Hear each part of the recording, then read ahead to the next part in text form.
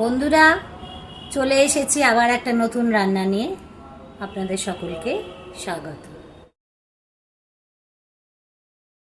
বন্ধুরা, চলে এসেছি সঙ্গীতার রান্নাঘরে।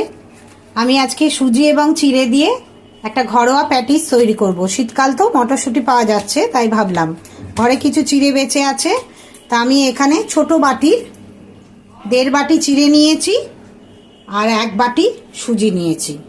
নিয়ে এটাকে নুন, একটু রিফাইন তেল দিয়ে একটু ময়ান দিয়েছি। তারপর এটাকে এখন একটু জল দিয়ে মেখে নিচ্ছি। মেখে 10 মিনিট রেস্টে এটাকে রেখে দেব। বন্ধুরা, আমি এই চিড়ে আর সুজি যে প্রপোর্শনে নিয়েছি ওটা কিন্তু মিক্সিতে গুঁড়ো করে নিয়েছি।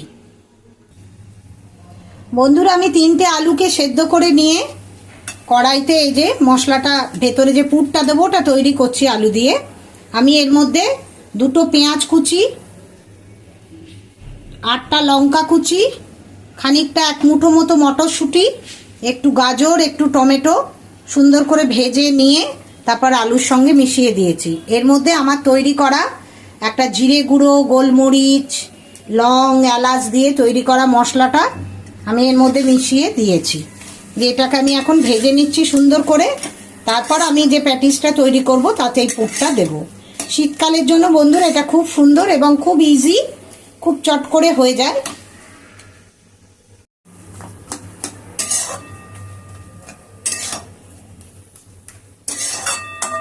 বন্ধুরা, আমি এখন এগুলো গোল গোল করে নিয়েছি বেলার জন্য। এবার একটু করে বেলবো, আর ভেতরে পুরটা একটু বেশি করে দিতে হবে, তাহলে খেতে ভালো লাগবে। পুরটা দিয়ে এটাকে তৈরি করব। এখন এটাকে করে রেখে তারপর পরে আমি এগুলোকে ভাজবো। পুরটা একটু বেশিই দিতে হবে।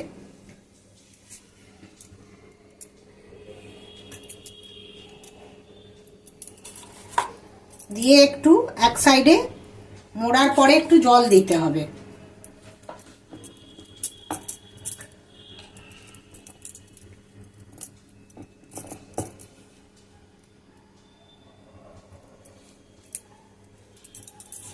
এবারে আবার এই দুপাশে, অন্য দুপাশেও একটু জল দিয়ে দিতে হবে, তাহলে ভালো করে পুরটা বেরিয়ে যাবে না, এর সঙ্গে লেগে থাকবে।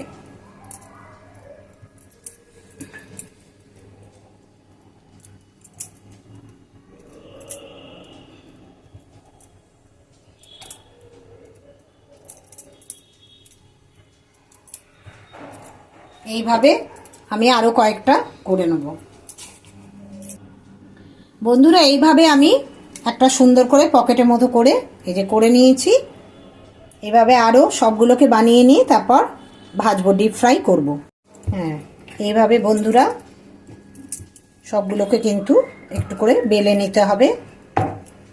বেলাটা একটু মোটা মোটাই হবে, যাতে পুরটা বেরিয়ে না যায়। এইভাবে আমি আবার ভেতরে পুরটাকে দিয়ে দিচ্ছি। এভাবে বন্ধুরা পুরটা দেওয়ার পর এইভাবে ঢাকা দিয়ে দিতে হবে।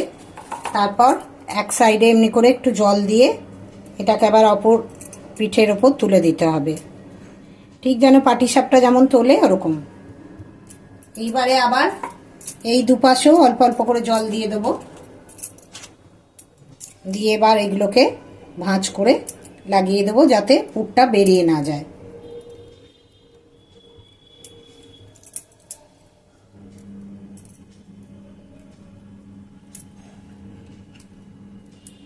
দোকানের কেনা প্যাটিস তো আমরা সবাই খাই, কিন্তু হাতে করে বানিয়ে খাওয়া এটা একটা কিন্তু আলাদা আনন্দ।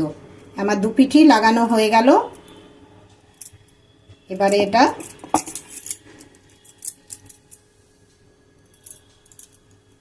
আমি তুলে রেখে দিচ্ছি।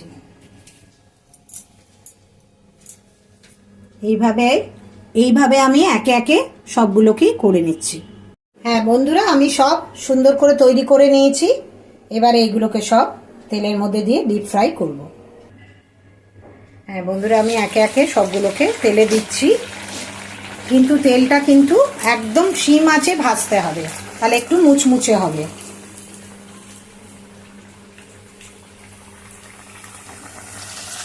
হ্যাঁ, আমি এরকম দুটো দুটো করে ভেজে নেব।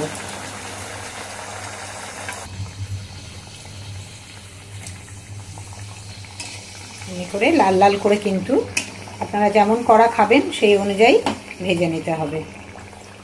মশলাটার মধ্যে কিন্তু আমি যে আলুর পুর দিয়েছি তার মধ্যে কিন্তু একটু পরিমাণ মতো নুন, সামান্য একটু মিষ্টি, আমার ভাজা মশলা এগুলো কিন্তু দিয়ে আমি আলু সেদ্ধটা সুন্দর করে পেঁয়াজ ভেজে কষিয়ে নিয়েছি। হ্যাঁ বন্ধুরা, আমি এগুলো খুব সুন্দর করে বারবার করে উল্টে পাল্টে ভেজে নিয়েছি, সুন্দর লাল হয়েছে। আপনারা যেমন কড়া খাবেন সেই অনুযায়ী ভেজে নেবেন। এবার আমি এগুলোকে একে একে তুলে নিচ্ছি। শীতকালের দিনে মটরশুঁটি, গাজর, ধনেপাতা, পেঁয়াজ সব দিয়ে আলু সিদ্ধর এই পুর তৈরি করে এই যে প্যাটিসটা চিড়ে আর সুজি দিয়ে, এটা কিন্তু খেতে খুবই ভালো লাগে। আপনারা একবার অবশ্যই এটা বানিয়ে খেয়ে দেখবেন। হ্যাঁ বন্ধুরা, আমার এই প্যাটিসটা তৈরি হয়ে গেছে। আমি লাল লাল করে ভেজে নিয়েছি। দেখুন কতটা খড়খড়ে হয়েছে, আওয়াজে বুঝতে পারবেন। আপনারা এমনি করে বানিয়ে খাবেন। আর আমার রেসিপিটা যদি ভালো লাগে তাহলে লাইক এবং সাবস্ক্রাইব করবেন। ঠিক আছে বন্ধুরা, আপনারা সকলে ভালো থাকুন।